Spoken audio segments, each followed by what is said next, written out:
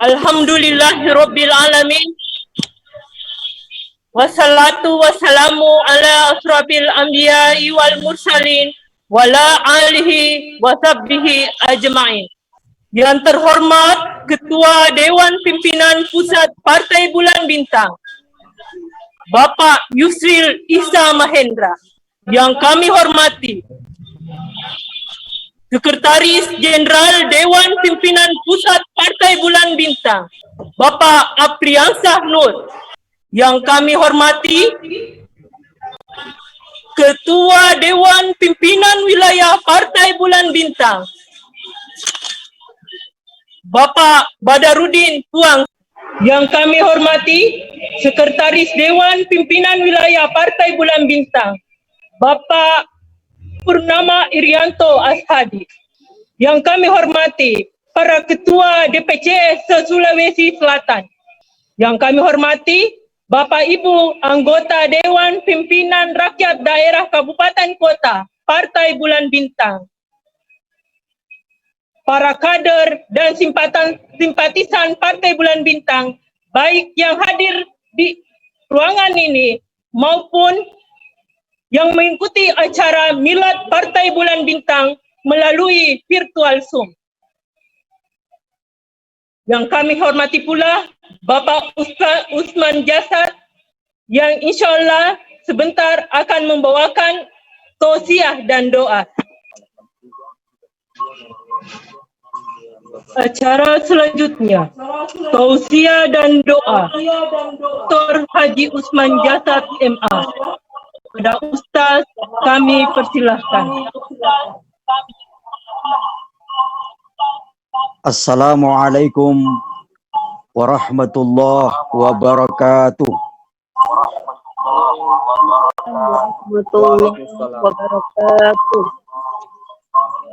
Alhamdulillah rabbil alamin.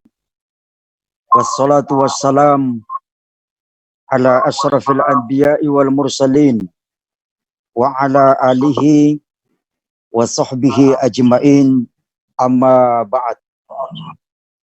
Yang saya hormati Bapak Ketua Umum DPP Partai Bulan Bintang, yang saya hormati Bapak Sekjen DPP Partai Bulan Bintang, yang saya hormati Ketua DPW Partai Bulan Bintang Sulawesi Selatan, yang saya hormati Sekretaris DPW Partai Bulan Bintang Sulawesi Selatan, yang saya hormati segenap keluarga besar dan simpatisan Partai Bulan Bintang dimanapun saja berada.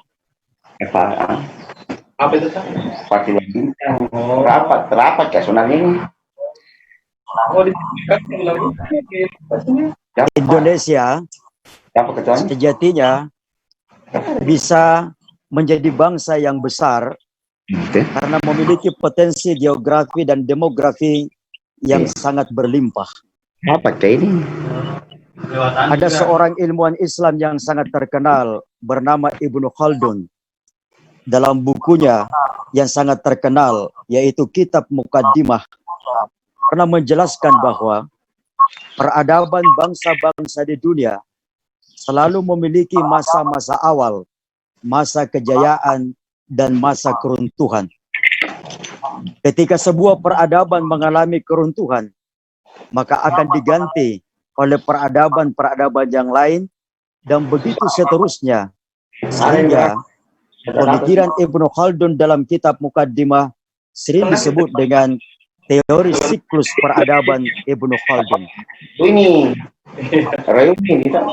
Salah satu angka yang sangat unik dalam kehidupan sehari-hari yaitu angka 7. 7 lapis langit, 7 hari dalam sepekan, 7 kali tawaf, 7 kali sa'i, dan 7 kali melontar jamarat. Pertanyaannya adalah, apa hubungan antara Indonesia dengan teori siklus peradaban Ibnu Khaldun dan angka 7? Ternyata, kalau kita menengok sejarah, kita bangsa Indonesia pernah berjaya pada abad ke-7. Tetapi saat itu namanya belum Indonesia, namanya masih Kerajaan Sriwijaya. putar situ ketuk di situ tidak ada. Abad kemudian, Dua tahun pada abad ke-14, Indonesia pun pernah berjaya. Tetapi saat itu namanya belum Indonesia, namanya baru Kerajaan Majapahit.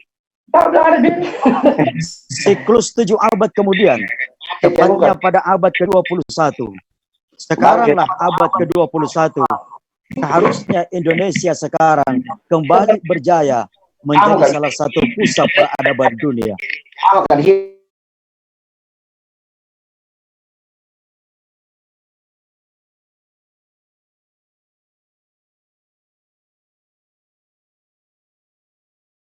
Yang kuat harus memiliki visi yang dapat mengadaptasi Indonesia dalam konteks modern dan globalisasi. Visi kepemimpinan yang bisa menggerakkan seluruh potensi anak negeri untuk membangun kejayaan bangsa. Saya sangat yakin bahwa visi kepemimpinan seperti itu terdapat di dalam Partai Bulan Bintang. Saudara-saudara yang berbahagia, saat ini tantangan kebinekaan kembali mengemuka di Indonesia. Seperti kita ketahui, ada kekuatan-kekuatan tertentu yang mempersoalkan kembali Pancasila. Ini adalah tantangan kebinekaan yang harus kita berikan solusi secara cerdas. Di tingkat internasional, kita juga menyaksikan Amerika Serikat kembali bermasalah dengan isu ras diskriminatif. Jadi Amerika Serikat sebagai negara adikuasa ternyata belum selesai dengan masalah rasisme. Kalau kita menengok sejarah, ternyata di dalam Islam justru penyakit kemanusiaan pertama yang berhasil dibasmi adalah masalah rasisme. Ketika terjadi Fathul Mekah atau penaklukan Mekah, dan Rasul memerintahkan kepada salah seorang sahabatnya, yaitu Bilal bin Rabah, seorang sahabat yang berkulit hitam dari suku bangsa Habasa atau Ethiopia, diminta untuk menaiki tempat agar bisa mengumandangkan azan pertama kalinya di kota Mekah. Saat itu tidak ada tangga untuk menaiki tempat yang tinggi tersebut. Maka bangsawan Arab, sahabat Rasul yang sangat terkenal saat itu, yaitu Abu Bakar dan Umar, menyiapkan pundaknya untuk diinjak dan dinaiki oleh Bilal untuk menaiki tempat untuk melantungkan azan tersebut. Artinya, secara simbolik, bangsawan Arab, Abu Bakar dan Umar rela pundaknya diinjak oleh seorang sahabat yang berkulit hitam. Jadi sejak awal Islam sudah selesai dengan masalah rasisme, yang ternyata sampai hari ini Amerika Serikat sebagai negara adikuasa justru belum selesai dengan masalah rasisme. Saudara-saudara yang berbahagia, Partai Bulan Bintang hemat saya harus menjadi salah satu pilar untuk melakukan amar ma'ruf dan nahi munkar. Allah berfirman di dalam Al-Quran, wal takum minkum ummatu yad'una ilal khair wa ya'muruna bil ma'ruf wa yanhauna 'anil munkar wa ulaika humul muflihun. Hendaklah ada segolongan umat di antara kamu yang menyeru kepada kebaikan, mengajak kepada yang ma'ruf, mencegah dari yang mungkar. Mereka itulah orang-orang yang beruntung. Rasulullah sallallahu alaihi wasallam bersabda di dalam sebuah hadis, laisa min qaumin yu'malu fihim bimunkarin wa yufsadu fihim biqabihin falam yughayyiru wa lam yunkiru illa hakka 'ala Allah ay ummahum bil uqubati jami'an thumma la yustajab lahum. Kalau di suatu negeri, kata Rasul, terdapat suatu kemungkaran, terdapat suatu kejahatan, lalu mereka tidak mencegah kemungkaran itu, mereka tidak melawan kejahatan itu, illa hakka 'ala Allahi ayya ummahum bil uqubati jami'a. Allah akan menurunkan azabnya kepada mereka semua. Tsumma la yustajaba lahum. Kemudian daripada itu doa-doa mereka tidak akan dikabulkan lagi oleh Allah. Karena itu harus ada satu kekuatan entitas di negeri ini yang berani untuk melaksanakan amar ma'ruf dan nahi munkar, yang berani memberikan kritik dan koreksi terhadap berbagai penyimpangan, dan hal itu tentu saja bisa dilakukan oleh Partai Bulan Bintang. Saya ingin menyampaikan sebuah anekdot atau ilustrasi. Ini hanya sekedar anekdot atau ilustrasi. Sengaja saya paparkan di sini karena saya yakin tidak ada orang seperti itu di Partai Bulan Bintang. Anekdotnya begini. Ada seorang politisi baru terpilih sebagai anggota DPR pusat datang kepada seorang kiai bertanya, "Pak Kiai, mana lebih hebat saya anggota DPR daripada menteri?" Kiainya menjawab, "Ya tentu lebih hebat anggota DPR daripada menteri. Menteri bisa dipanggil oleh anggota DPR untuk mempertanggungjawabkan." Berani bertanya anggota DPR itu, "Pak Kiai, mana lebih hebat saya anggota DPR daripada presiden?" Wah, kiainya menjawab, dibandingkan dengan presiden, ya masih lebih hebat anggota DPR daripada presiden. Wah, makin besar kepala. Makin berani bertanya, "Pak Kiai, kira-kira dibandingkan dengan Nabi, mana lebih hebat anggota DPR daripada Nabi?" Pak Kiai agak lama berpikir, lama baru memberikan jawaban. Dibandingkan antara anggota DPR dengan Nabi, ya masih lebih hebat anggota DPR. Kaget, "Oh, masa Pak Kiai? Masa lebih hebat anggota DPR daripada Nabi?" Kiainya menjawab, "Iya, karena kalau Nabi itu masih takut Tuhan, tetapi kalau anggota DPR itu sebagian sudah tidak takut Tuhan." Nah, saya yakin tidak ada politisi seperti itu di Partai Bulan Bintang. Tetapi di luar sana, betapa banyak para politisi yang tidak lagi takut kepada Tuhan. Makanya ada anekdot, rombongan politisi melakukan reses di sebuah kampung, jauh dari pemukiman, bus yang mereka tumpangi itu terbalik, kecelakaan. Yang ada di situ hanya seorang petani tua yang lugu, maka petani tua yang lugu menolonglah para politisi itu, dia menguburkan seluruh politisi yang sudah meninggal itu.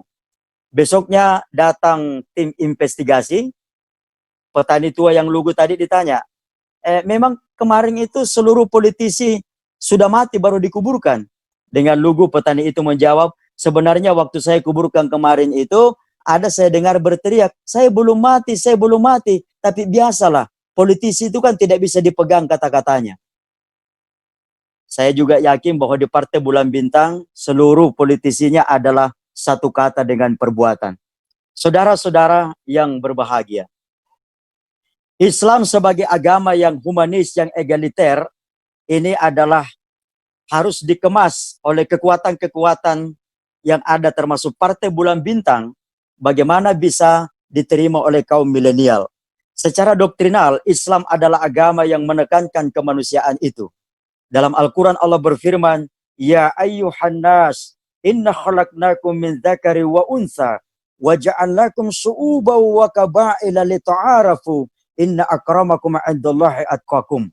Wahai manusia, dijadikan kamu dari seorang laki-laki dan seorang perempuan, dijadikan kamu bersuku-suku, berbangsa-bangsa, supaya saling kenal mengenal. Yang paling mulia di antara kamu adalah yang paling bertakwa kepadanya.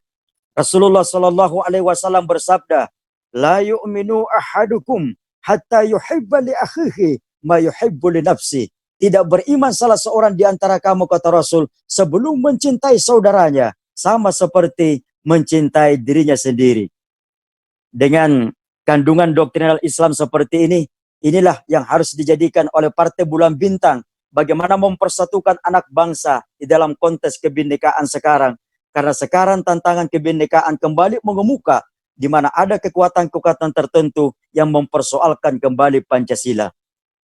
Dan bagaimana ide-ide brilian, ide-ide perjuangan Partai Bulan Bintang harus dikemas sedemikian rupa, harus memanfaatkan IT dan media sosial agar bisa dikenal oleh kaum milenial.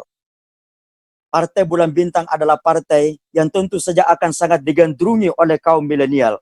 Karena itu dibutuhkan kerja ekstra, dibutuhkan usaha keras dari kita semua untuk bisa memanfaatkan IT dan media sosial yang ada untuk semakin memperkenalkan ide-ide perjuangan Bulan Bintang. Jangan seperti ada ustadz yang barangkali kasihan karena gaptek, kurang mengikuti perkembangan, ditanya sama generasi milenial, "Pak Ustadz, tanya, ya apa pertanyaan ta? bagaimana hukumnya Ustadz menggauli dunia maya? Ustadznya menjawab, maya itu dosa. Ustadz, itu maya bukan perempuan. Ana bilang sedang ustadznya, apalagi kalau laki-laki itu dosa besar. Ustadz, itu maya bukan perempuan, bukan juga laki-laki, bahkan tidak berwujud. Nah bilang sedang ustadznya, itu namanya bersekongkol dengan makhluk halus masuk neraka. Tapi ada tawa ustadz smart, pintar sekali. Ditanya sama jamaah, Ustadz, bagaimana hukumnya Ustadz menikahi wanita sekantor? Dengan cerdas ustadznya menjawab, kalau menikahi wanita, satu orang saja. Kalau sekantor, kebanyakan. Saudara-saudara yang berbahagia, semoga di ulang tahun Partai Bulan Bintang yang ke-22 ini tetap bisa menjadi partai yang berbasis Islam, yang berbasis nilai-nilai kemanusiaan, yang bisa membangun negeri ini, yang bisa membangun umat ini, dan bisa membangun peradaban Islam. Dan saya pribadi merasa sangat bersyukur dan berbahagia diberikan kesempatan untuk bisa bersilaturahim dengan saudara-saudaraku semua, keluarga besar Partai Bulan Bintang. Dan oleh panitia saya diberikan amanah untuk memimpin doa secara bersama-sama. Bapak Ibu, saudara-saudaraku, marilah kita menundukkan kepala sejenak, kita menghadirkan perasaan bertuhan di dalam kalbu kita, seraya bersama-sama memanjatkan doa. Bismillahirrahmanirrahim. Alhamdulillahilladzi an'amana bini'matil Islam. Ahmaduhu subhanahu yad'u ila daris salam. Ashhadu an la ilaha illallah wahdahu la syarikalah.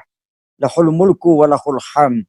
Yuhyi wa yumit wa huwa ala kulli syai'in qadir. Wa ashhadu anna Muhammadan abduhu wa rasuluhul mab'us rahmatan lil alamin. Allahumma salli wa sallim ala nabiyyina Muhammad wa ala alihi wa sahbihi ajmain. Ya Allah Tuhan Maha Perkasa, kebesaran-Mu ya Allah membuat dunia ini tiada berarti. Kekuasaan-Mu ya Allah membuat batu jadi luluh. Kekuatan-Mu ya Allah membuat besi jadi meleleh. Segala kekuatan dan kekuasaan lumpuh di hadapan-Mu. Pada saat ini, kami segenap keluarga besar Partai Bulan Bintang melakukan acara tasyakuran yang ke-22.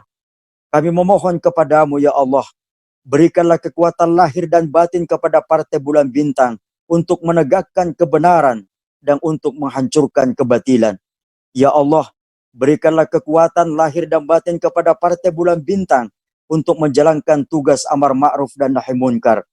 Ya Allah, jadikanlah Partai Bulan Bintang tetap konsisten dan istiqomah terhadap perintah-perintah-Mu. Berikanlah kekuatan kepada Partai Bulan Bintang untuk menjalankan amanah dari Rasul Muhammad sallallahu alaihi wasallam. Ya Allah, kepada segenap keluarga besar Partai Bulan Bintang, berikanlah kekuatan agar bisa memperjuangkan aspirasi umat Islam di negeri ini. Ya Allah, jadikanlah Partai Bulan Bintang sebagai partai yang berjaya, yang meraih kemenangan di atas ridho-Mu. Berikanlah kemudahan atas perjuangan-perjuangan kami. Mudahkanlah perjuangan-perjuangan kami, ya Allah. Ridhoilah segala rencana dan strategi yang telah dan akan kami terapkan. Ya Allah Tuhan Maha Pengampun, kami menyadari atas segala dosa dan kesalahan yang telah kami lakukan. Saat ini kami datang mengetuk pintu ampunan-Mu. Ya Allah, ampuni segala dosa dan kesalahan kami. Ampuni sekotor apapun diri-diri kami. Ampuni segala dosa dan kesalahan kami. Subhanaka rabbi izzati amma yasifun. Wa salamun alal mursalin. Walhamdulillahi rabbil alamin. Demikian, terima kasih, mohon maaf saya akhiri. Wassalamualaikum warahmatullahi wabarakatuh.